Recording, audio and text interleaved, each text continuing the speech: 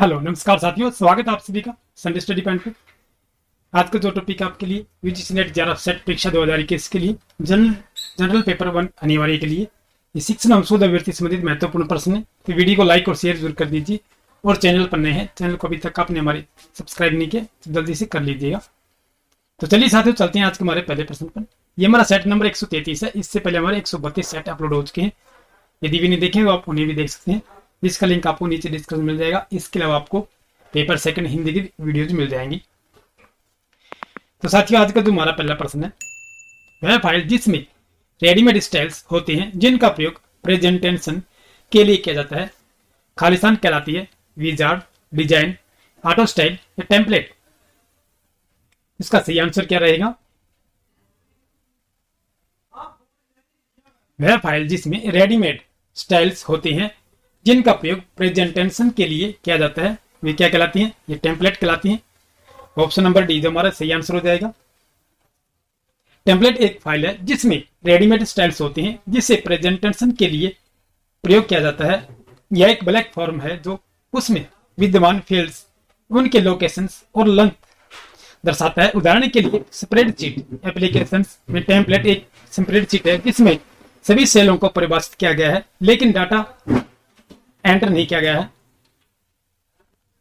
चलिए अगला प्रश्न जो हमारा, जीव बहार का पिरामिड किस पारिस्थितिकी तंत्र में उल्टा हो जाता है? वन, तालाब, घासीय स्थल या शुष्क स्थल। जीव बहार का पिरामिड किस पारिस्थितिकी तंत्र में उल्टा हो जाता है? कि तालाब में। ऑप्शन नंबर बी जो हमारा सही आंसर हो जाएगा। पारिस्थितिकीय तंत्र के विभिन्न स्तरों के प्रति इकाई क्षेत्र में उपस्थित जीव भार के रेखा चित्रीय निरूपण को जीव भार का पिरामिड कहते हैं।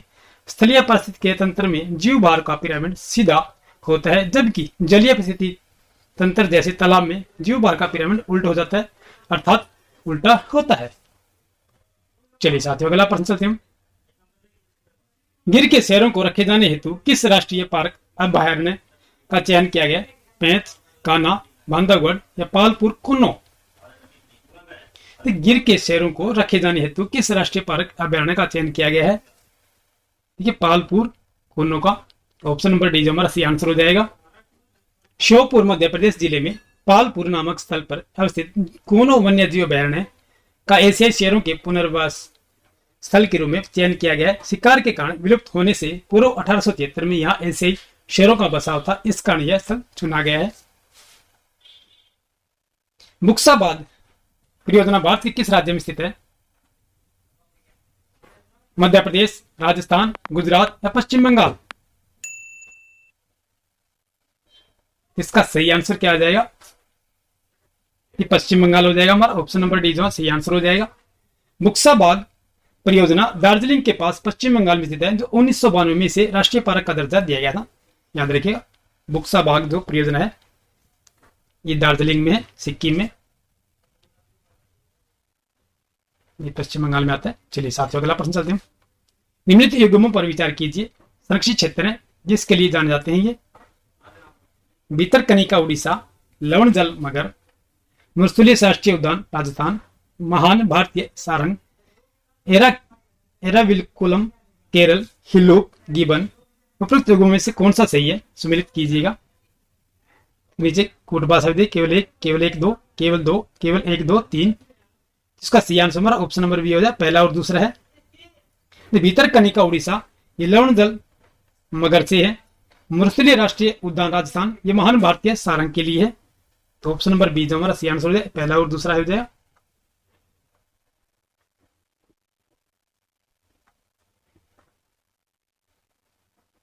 निम्नलिखित में से कौन सा एक पारितंत्र इकोसिस्टम शब्द का सर्वोत्कृष्ट वर्णन है? एक दूसरे से अन्योन्य क्रिया करने वाले जीवों ऑर्गेनिज्म का एक समुदाय।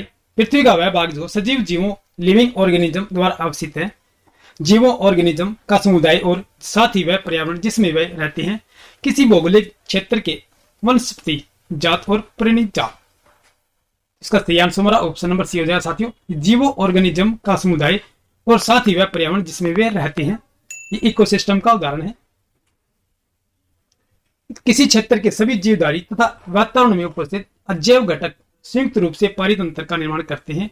पारितंत्र जैविक व अजैविक घटकों से मिलकर बनी हुई एक रचना होती है जीवमंडल उपस्थित सभी संगठनों के समूह में जो पारस्परिक क्रिया में सम्मिलित होते हैं वे पारिस्थितिकी तंत्र का निर्माण करते हैं।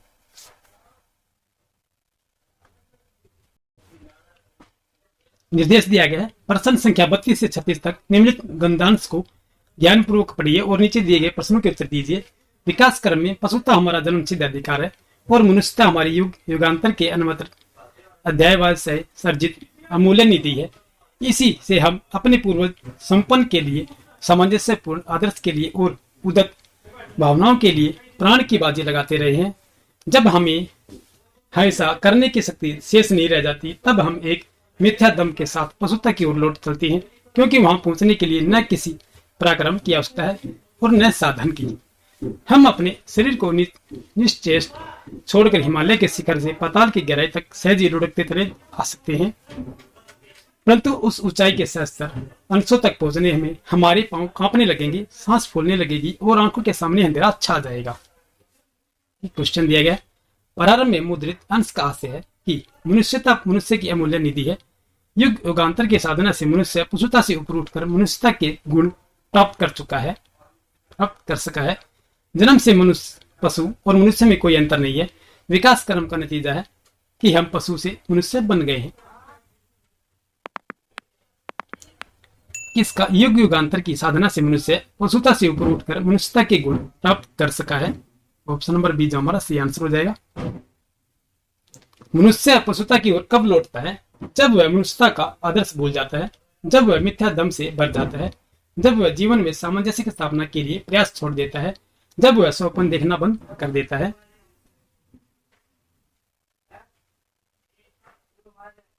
जब वह मिथ्या दम से भर जाता है। ये मनुष्य पशुता की ओर कब लौटता है? जब वह मिथ्या दम से भर जाता है।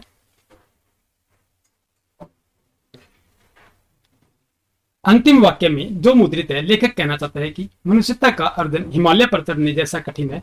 मनुष्य की आंखों के आगे अंधेरा छा जाता है। मनुष्यता प्राप्त करने में मनुष्य के पैर कांपने लगते हैं। मनुष्यता से पतित होना पाताल में गिरने जैसा आसान है। इसका सही आंसर हमारा ऑप्शन नंबर फर्स्ट हो जाएगा। मनुष्यता का अर्जन हिमालय पर उतरने जैसा कठिन है। पूरे अवतरण का सारांश है कि मनुष्यता पशुता से बढ़कर है।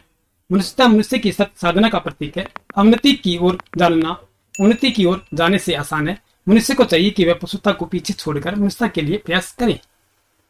इसका सही आंसर हमारा ऑप्शन नंबर बी हो जाएगा। ये मनुष्यता मनुष्य की साधना का प्रतीक है।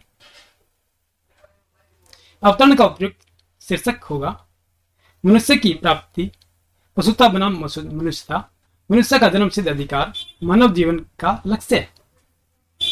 अवतरण का उपयुक्त शीर्षक होगा, क्या होगा ये? मनुष्यता की प्राप्ति। ऑप्शन नंबर फर्स्ट हमारा सही आंसर हो जाएगा। चलिए साथियों, आज की जो हमारी वीडियो ये सब करते हम फिर मिलते हैं नेक्स्ट वीडियो में। तब तक के लिए जय हिंद।